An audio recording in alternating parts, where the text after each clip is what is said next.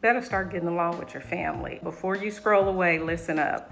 I am in the real estate business, and I'll tell you what, they are making it more difficult and more complicated for people to not only buy a home, as we all know, but even to rent a home or an apartment. And so sometimes people are so quick to fly off the handle when they live together, but this is a great time for you and yours to start figuring out solutions to the issues, to the problems, to whatever's going on, to get closer to God, to pray together. What did they used to say back in the day?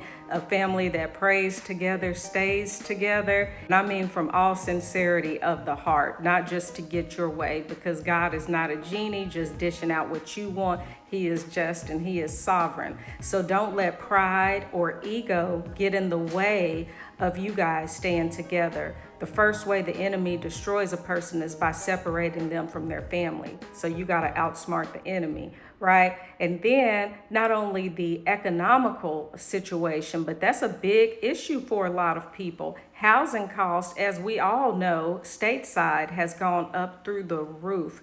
And if everyone is so segmented out amongst then you're not living as good as you could if you cohabitate together. I'm not talking about boyfriend, girlfriend cohabitations. I'm talking about familial relationships here in this sense. But if you have family, this is truly a good opportunity to work out any differences and disputes. Because let's face it, if housing continues to go up the way and at the rate that it has, we will be forced to live intergenerationally. So just like we see a lot of our foreign brothers and sisters living multi-generational, where mom, dad, the baby, grandma, grandpa, everybody live in the same dwelling, that's how it's going to end up being. So just start some future planning right now, because I don't know if y'all see the SOS signs being waved in the real estate market, in the housing market, or whatever, but there's truly a need to just stick together if you can. Pull your resources together, even if it's just short-term strategies.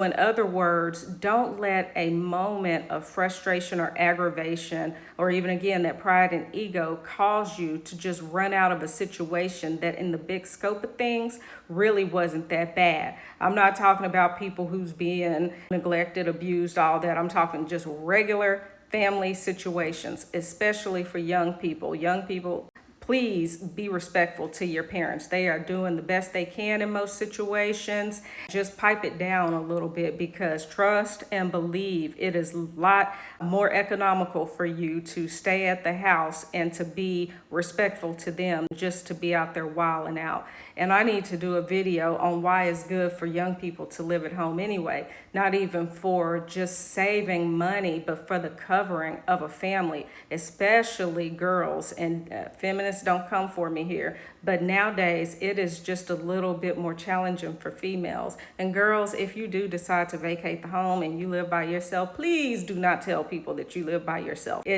for your safety purposes. But anyway, I'm on my ramble here about the housing market. So I'm sure that you guys are fully aware of all this. Drop your comments below what you think needs to happen in the wake of all of this madness, I'll just say. I'd love to hear from you. Share this with someone. Don't forget to like and subscribe. Stay blessed.